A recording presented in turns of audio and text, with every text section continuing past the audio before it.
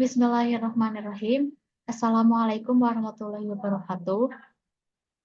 Innal hamdalillah nahmaduhu wa nasta'inuhu wa nastaghfiruh wa na'udzu billahi min syururi anfusina wa min sayyiati a'malina may yahdihillahu fala mudhillalah wa may yudhlil fala hadiyalah. Puji syukur marilah kita panjatkan kehadirat Ilahi Rabbi yang mana telah memberikan nikmat sehat dan nikmat iman terhadap kita semua.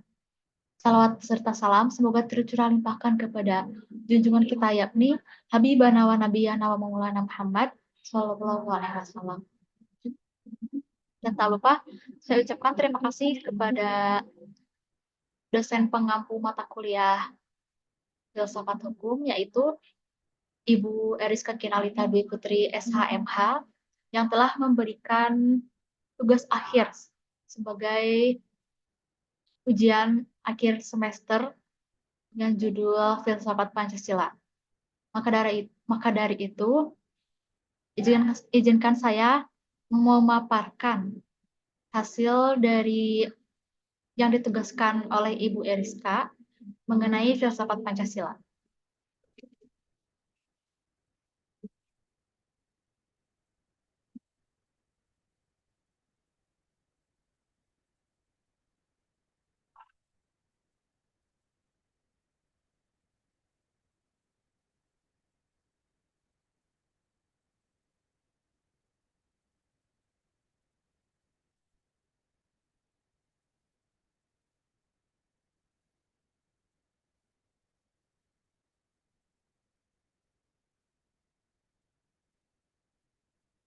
Baik, definisi filsafat Pancasila.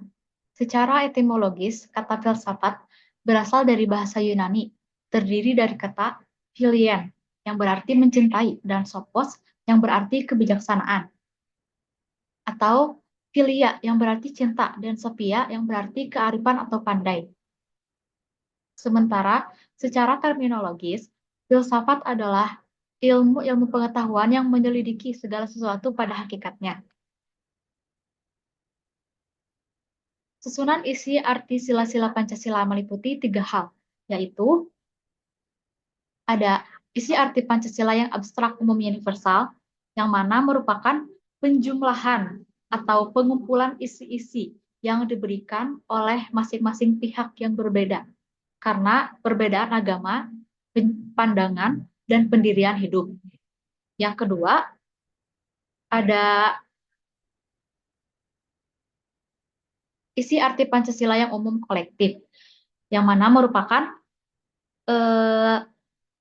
abstrak umum universal yang dapat menjadi kenyataan sebagai asas persatuan, kesatuan, damai, kerjasama, nasional, dan internasional. Sehingga Pancasila adalah sumber yang tak terhingga dalamnya dan luasnya bagi perkembangan hidup berkenegaraan, kebangsaan, dan kemanusiaan.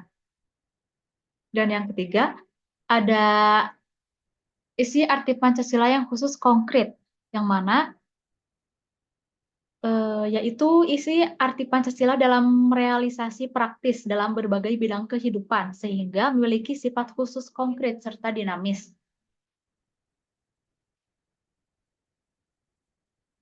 Lalu, Pancasila sebagai dasar filsafat.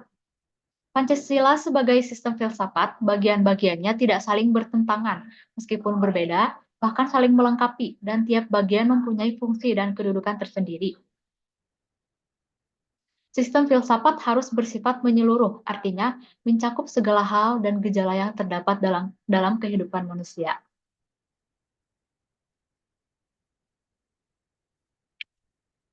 Pancasila ini merupakan sistem filosofi yang menjadi pedoman hidup dan pedagogi bagi bangsa Indonesia yang memiliki struktur hierarki piramidal. Sistem ini memiliki efek logis dan formal, serta sesuai dengan struktur petunjuk dan isi makna peraturan. Dan artinya, Pancasila sebagai dasar filsafat negara, filosofis Grundslag, yaitu nilai-nilai filosofi yang terkandung dalam sila-sila Pancasila mendasari seluruh peraturan hukum yang berlaku di Indonesia.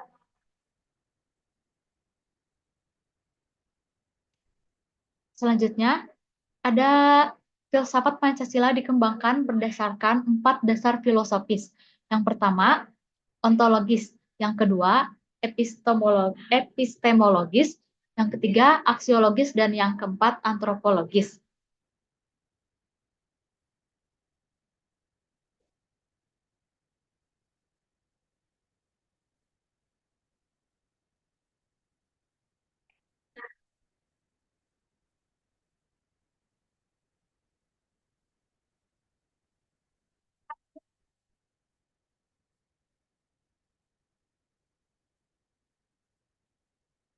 Menurut pandangan ontologis Pancasila, yang pertama, Tuhan adalah sebab pertama atau kausa prima dari segala sesuatu yang Maha Esa dan segala sesuatu yang tergantung kepadanya.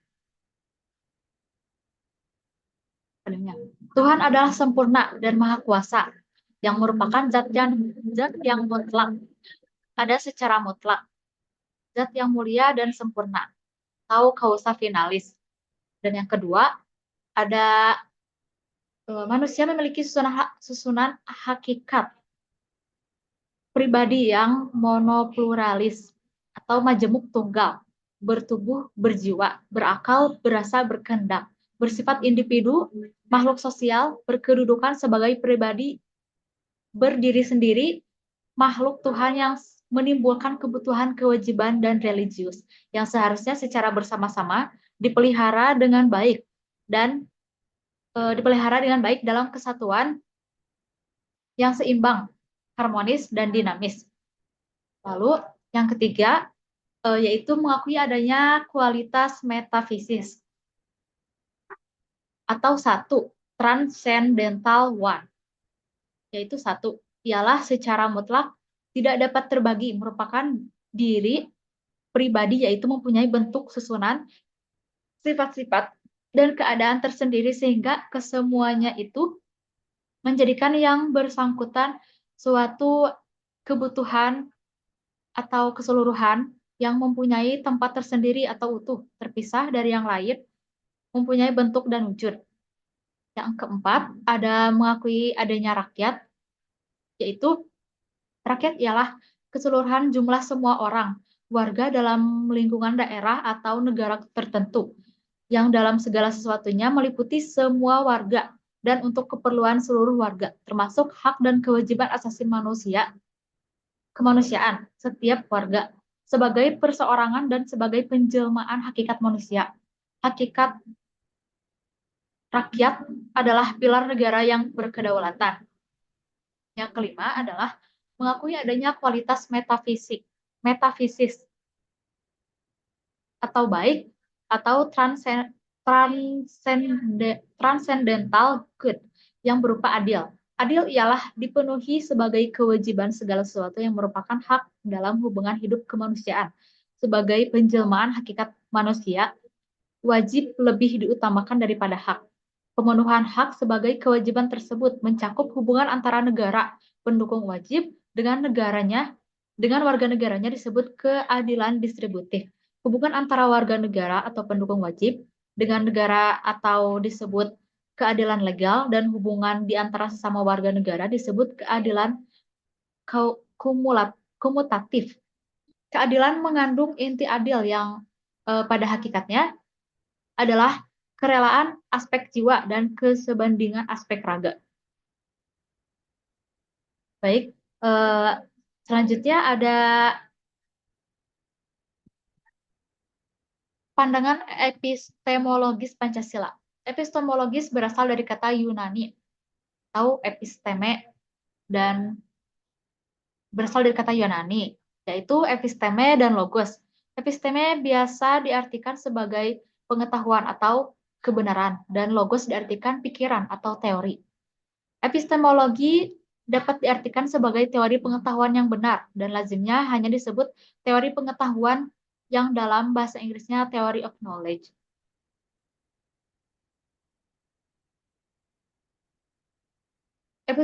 Epistemologi adalah ilmu tentang ilmu atau teori terjadinya ilmu atau science of science. Secara epistemologis, kajian Pancasila sebagai filsafat dimaksudkan sebagai upaya untuk mencari hakikat Pancasila sebagai suatu sistem pengetahuan. Pancasila sebagai sistem filsafat pada hakikatnya juga merupakan sistem pengetahuan yang berarti Pancasila telah menjadi suatu belief system, sistem cita-cita menjadi suatu ideologi. Oleh karena itu, Pancasila harus memiliki unsur rasionalitas terutama dalam kedudukannya sebagai sistem pengetahuan. Dasar epistemologis Pancasila pada hakikatnya tidak dapat dipisahkan dengan dasar ontologisnya. Maka, dasar epistemologis Pancasila sangat berkaitan erat dengan konsep dasarnya tentang hakikat manusia. Mengenai batasan pengertian epistemologis dapat dikemukakan sebagai berikut. Epistemologis adalah cabang filsafat yang menyelidiki secara kritis hakikat, landasan, batas-batas, dan patokan kesohihan pengetahuan. Memeriksa bagaimana kita mengetahui, dapat pula ia dipandang sebagai teori kognisi. Ia lebih mendasar dan metodologi. Karena itu, asumsi-asumsi epistemologi suatu bentuk pengetahuan tercermin pada metodologi yang diterapkan dalam pengembangan pengetahuan tersebut. Landasan epistemologi menentukan cara-cara yang dia pakai untuk memperoleh dan memvalidasi pengetahuan. Selanjutnya, ada pandangan aksiologis Pancasila. Landasan aksiologis Pancasila merujuk kepada nilai-nilai dasar yang terdapat di dalam pembukaan Undang-Undang 1945. Nilai-nilai dasar ini harus menghayati nilai-nilai instrumentalnya yang terdapat dalam peraturan perundang-undangan berupa ketetapan MPRS nomor 20 garis miring MPRS garis miring 1966, TAP MPR nomor 2 garis miring MPR garis miring 1978. TAP MPR nomor 2 garis miring MPR garis miring 1983. TAP MPR garis miring nomor 2 garis miring 1988 dan terakhir TAP MPR nomor 2 garis miring MPR garis miring 1993. Aktualisasi nilai-nilai dasar tersebut kontekstual dan konsisten dengan perkembangan kehidupan berbangsa dan bernegara. Aksiologi dalam pengertian modern disamakan dengan teori nilai, yaitu sesuatu yang diinginkan, disukai, atau yang baik. Bidang yang menyelidiki hakikat nilai, kriteria, dan kedudukan metafisika suatu nilai. Secara aksiologis, bangsa Indonesia merupakan pendukung nilai-nilai Pancasila, subscriber of value Pancasila, yaitu bangsa yang berketuhanan, dan berkemanusiaan, yang berpersatuan, yang berkerakyatan, dan berkeadilan sosial. Pengakuan, penerimaan, dan penghargaan atas nilai-nilai Pancasila itu nampak dalam sikap, tingkah laku, dan perbuatan bangsa Indonesia, sehingga mencerminkan sifat khas sebagai manusia Indonesia.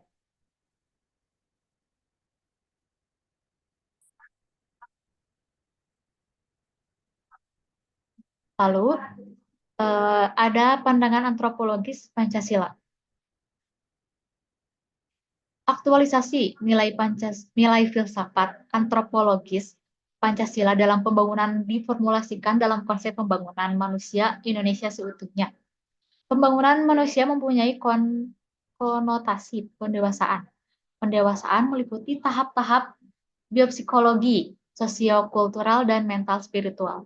Pendewasaan mental spiritual merupakan proses yang harus terus-menerus dilakukan dalam pembangunan agar manusia Indonesia lebih memiliki pemahaman filsafat dalam hubungannya dengan Tuhan, dengan diri sendiri, dengan sesama manusia, dan dengan alam sekitarnya, termasuk benda-benda. Penyikapan terhadap benda perlu dielaborasi secara lebih mendalam dan mengingat dalam pembangunan ini manusia lebih banyak berhubungan dengan benda-benda. Pancasila sebagai sistem filsafat memiliki peranan penting dalam pendidikan yang membantu menciptakan karakter mahasiswa sesuai dengan nilai-nilai Pancasila. Perkembangan filsafat Pancasila ini telah mempengaruhi pemikiran dan praktik bangsa Indonesia, sehingga membuat Pancasila sebagai pedoman hidup yang kuat dan konsisten dalam kehidupan bangsa. Baik, terakhir kesimpulan yang dapat saya ambil dari materi tersebut yaitu secara historis harus diakui bahwa Pancasila lahir sebagai konsensus politik untuk menjadi sistem filsafat. Diperlukan pemikiran kritis dan reflektif terhadap segala fenomena yang ada termasuk di sini pandangannya terhadap hakikat manusia. Sumbangan pikiran dari berbagai pihak dan lebih-lebih dari kalangan akademis sangat diperlukan. Baik, mungkin cukup sekian pemaparan materi dari saya. Kurang lebihnya saya mohon maaf. Terima kasih saya ucapkan. Billahi fisabilil haq, fastabiqul khairat. Syukran ala ihtimamikumul jamil. Wassalamualaikum warahmatullahi wabarakatuh.